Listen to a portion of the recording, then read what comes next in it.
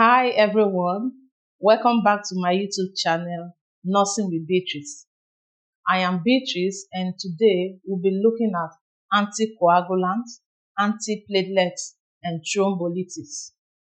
It's important to know that this medication alter the clotting cascade. They increase the clotting time. So this put patient at risk for bleeding. Because of this, when a patient is going on for surgery and patient is on any of this class of medication, we want to check with the healthcare provider about need for discontinuation of the medication.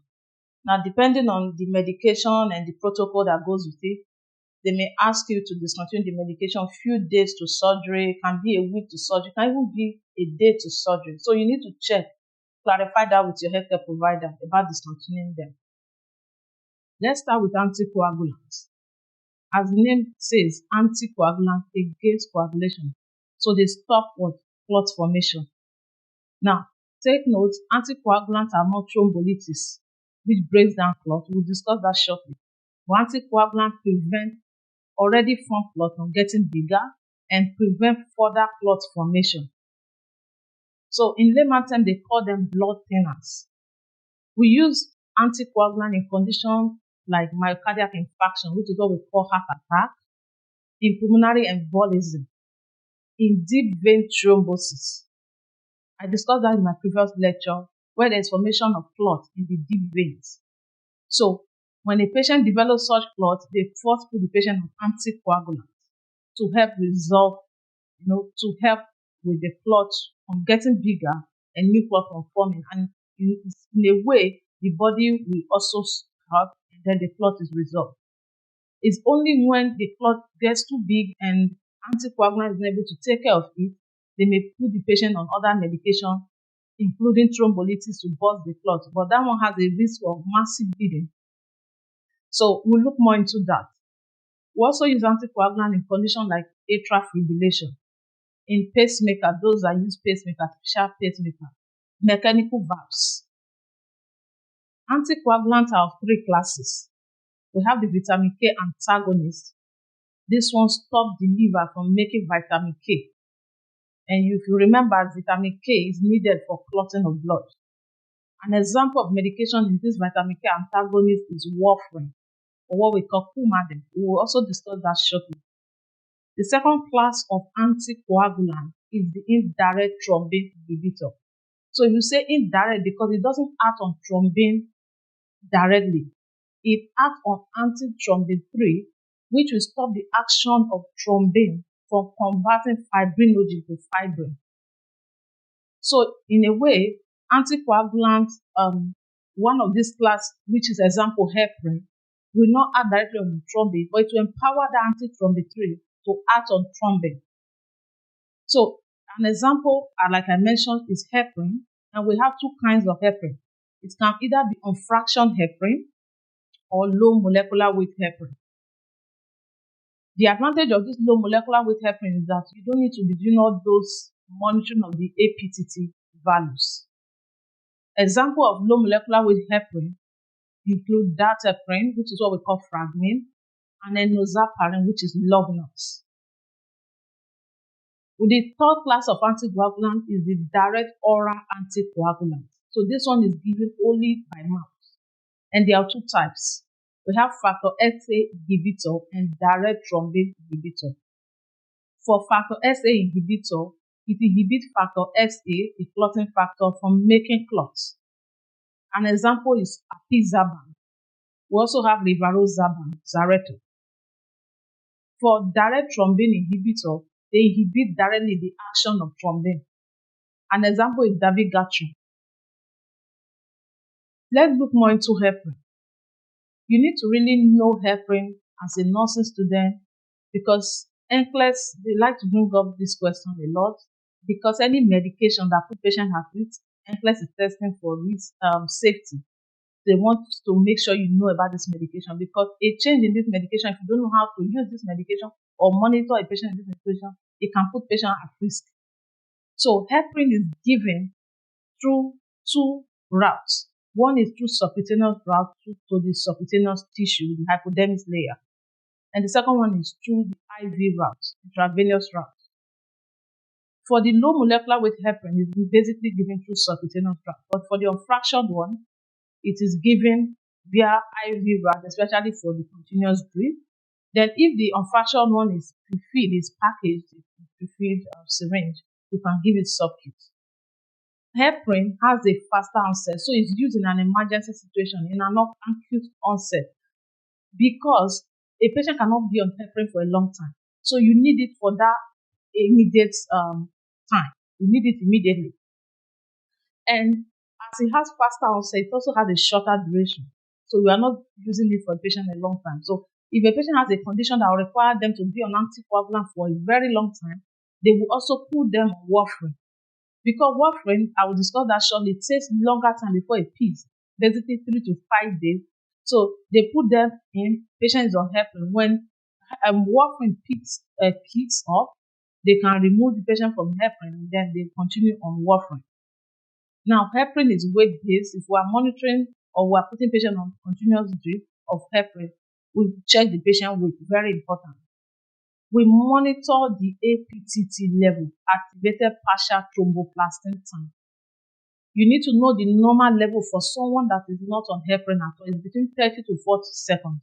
So if somebody is on heparin, the patient is on heparin, we want to increase that time to a therapeutic range of 1.5 to 2 times higher. So you don't need to cram this. What I do, I'll say the therapeutic is 1.5 to 2 times higher. So 1.5 plus 2.5, you have 4. Divide by 2, you have 2. So 2 multiplied by 30, you have 60 seconds. 2 multiplied by 40, you have 80 seconds. So for therapeutic range, for someone already on heparin, the APTT or PTT will be 60 to 80 seconds. Another important thing you need to know about heparin is that it is safe in pregnancy. Very important. And the antidote for heparin is protamine sulfate. Take note of this, protamine sulfate. Complication of heparin can be thrombocytopenia. So this thrombocytopenia, we call it heparin-induced thrombocytopenia. So that means when a patient is on heparin, you are also monitoring the platelet. The patient could be at risk of what? Heparin-induced thrombocytopenia, where the platelet is low. It's below that 150,000. And when patient is on heparin too, patient is at risk of a complication we call osteoporosis. That is demineralization of the bone, where the bone becomes very fragile and can break easily, especially when the patient is taking heparin for a longer time. Now we look at warfarin, which is Coumadin. Now, Coumadin is prescribed after the acute stage of heparin. After heparin have started the work, they started using heparin, they put the patient on warfarin. So because warfarin doesn't kick off immediately, so you can't start a patient on warfarin immediately when there's a need for clot to be taken care of. Now, I mentioned it earlier, the physician, the prescriber will put patient on both heparin and warfarin, waiting for warfarin to kick off before removing the patient from heparin, because warfarin can be taken for a longer time. It starts slowly, so it has a slower onset. It takes like about 3 to 5 days for warfarin to begin to kick in, and it lasts for a longer time. So patient can be on it for a very long time, and it's taken only by mouth, same time every day. If the patient is taking it, you can educate them that if they forget to take the medication and it's within the same day, they can still take it. But once it passes that day, they should not double dose. Rather, they should let their healthcare provider know and take the usual one they are supposed to take. For warfarin, you are monitoring the PT level, which is prothrombin time. Don't mix this up with heparin. Heparin is PTT level, the one with double T. But this one is PT level, the prothrombin time. And you're also monitoring the international normalized ratio. For a patient that is on warfarin, we want it to be in the level of 2 to 3, the INR. The level should be between 2 to 3. So if a patient is on warfarin and they're having 4 as INR level, we are suspecting that it's working too much. The patient might bleed. We want to look into suggesting to the healthcare provider maybe to reduce the medication. But if it is less than 2, we are looking at it that the warfarin is not peaking enough, like it's not enough. They may need to increase the dose. Then we need to know Unlike heparin that is used in pregnancy, warfarin is not safe in pregnancy. So take note of that. And then the antidote for warfarin is vitamin K. Take note again that alcohol can interfere with warfarin. So you want to educate patients that are taking warfarin the need to avoid alcohol completely. That brings us to the nursing responsibility for patients that are taking anticoagulants. Now, as nurses, want to educate them to watch out for risks for bleeding. They should report to you any sign of bleeding from their gums. It could be from vomit. They should tell you how their vomiters look like, MSs. Their urine, is it dark color? They should tell you, is it different from the pale yellow or amber? Their stool, Malena, is there blood in their stool? Is their stool looking too dark, looking somehow different from the usual? They should report it when they are taking any anticoagulant. Encourage and advise them to use soft toothbrush, and they should not brush too rigorously so that they don't start bleeding, because they can bleed easily. You also want to educate them on the need to use electric razor. And then they should be consistent in their dieting, especially with intake of any food rich in vitamin K, like green leafy vegetables, like spinach, broccoli. You want to advise them that when they are taking this, they are taking any anticoagulant, especially warfarin in particular now, they are taking warfarin and they are eating green vegetables. They should be consistent. We're not saying they should decrease their vegetable, neither are we saying they should increase. They should be consistent, because green leafy vegetable is high in vitamin K. So it's as if you are taking the antidotes. You are taking warfarin and you are taking the antidotes. You don't want that. If it interferes, it's as if the warfarin is not going to work, and that will make your healthcare provider to keep changing your dose. So we encourage them to be consistent. They should eat the same amount they eat regularly, so that the healthcare provider will know the exact amount, the prescription to give for the warfarin, and they won't be changing it and all that. And then also you need to advise them to not use any NSAID, non-steroidal anti-inflammatory drugs, together with anticoagulants. They should not also take aspirin, which is acetylsalicylic acid, when they are taking anticoagulants. So advise them on that, very important. And even also over-the-counter medication, advise them they should not take any of this medication without their healthcare provider approval. So now we go to antiplatelets. Antiplatelets work against platelets. They stop or prevent platelets from aggregating, from becoming sticky. So in a way also, they are helping to what? Prolong clotting. So let's look at conditions that they use antiplatelet for. Any condition that involve the heart, that affect the brain, like coronary artery disease, coronary artery syndrome, peripheral arterial disease, so any extremity where there's presence of clots, they can use antiplatelet for them. In stroke, transient ischemic attack, they can use it also in some procedures, like in bypass, in stents, cath lab. They want to put them on antiplatelet. In most cases, it's as a prophylaxis to prevent clot formation. So even in deep vein thrombosis, they can also put patients on antiplatelets. What are some examples that are commonly asked in NCLEX? Aspirin is a big one. Aspirin is called acetylsalicylic acid or salicylate. And then another is clopidogrel, which is what we call Plavix. So you want to know this medication as antiplatelet. Now, your nursing responsibility, just like with anticoagulant, you are assessing the patient for bleeding. Any medication at all that increase clotting time will put patient at risk for bleeding, because they won't clot easily. When there's injury, they won't clot. So you assess them for this. You also assess them for thrombocytopenia. I've mentioned it before. Thrombocytopenia simply means low platelets.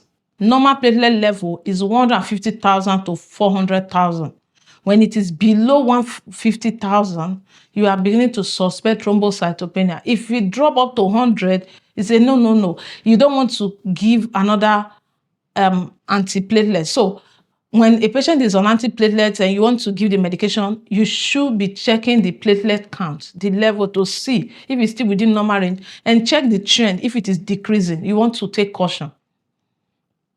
You want to also monitor the hemoglobin level, just to a clue to know if the patient is also bleeding. Like hemoglobin is less than 7, you know, want to take caution. It's a no-no. Then aspirin, patient taking aspirin can experience toxicity or poisoning. So if that happens, the patient may complain things like tinnitus. They say they are having ringing in their ears. They may be sweating, what we call diaphoresis, vomiting.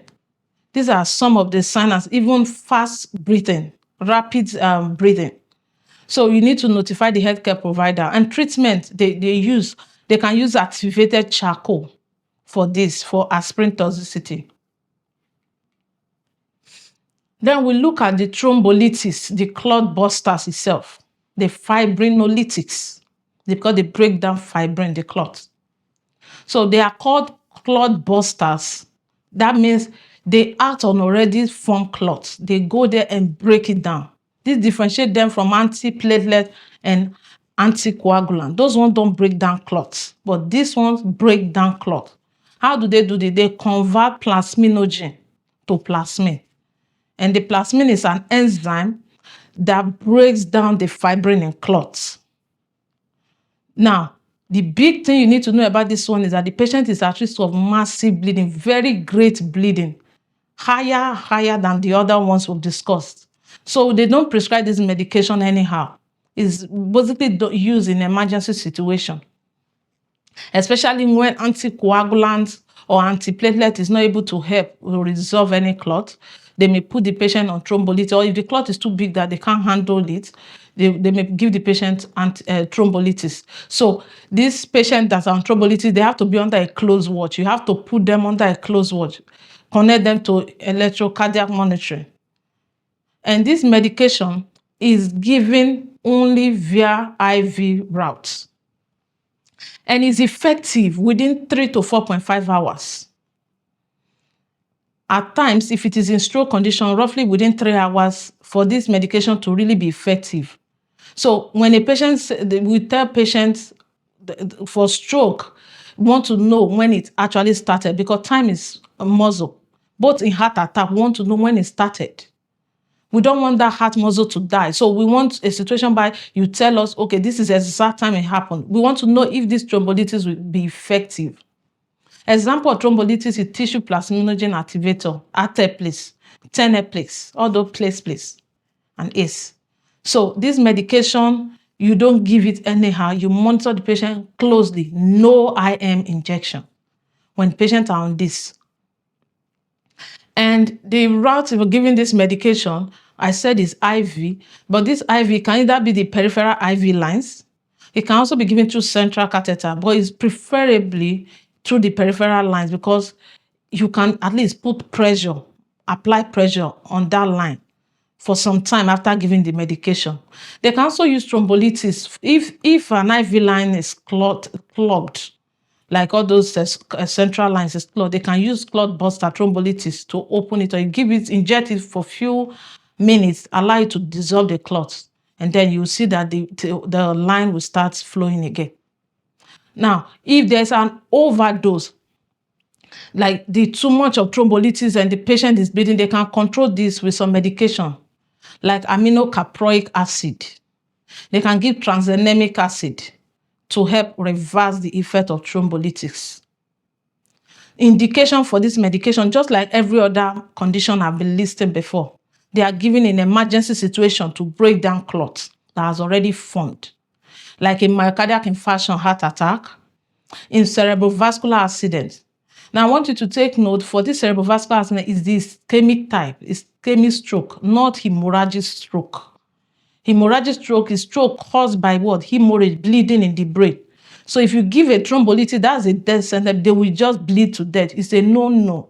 So before they put a patient or give a patient a clot buster that they have suspected to have had stroke, they want to do a CT scan or MRI to rule out that it is ischemic stroke and not hemorrhagic stroke. When they've confirmed that it's ischemic stroke and they've asked about that timing within 3 to 4.5 hours, preferably 3 hours interval window of onset of symptoms, then they can give the thrombolytic to take effect.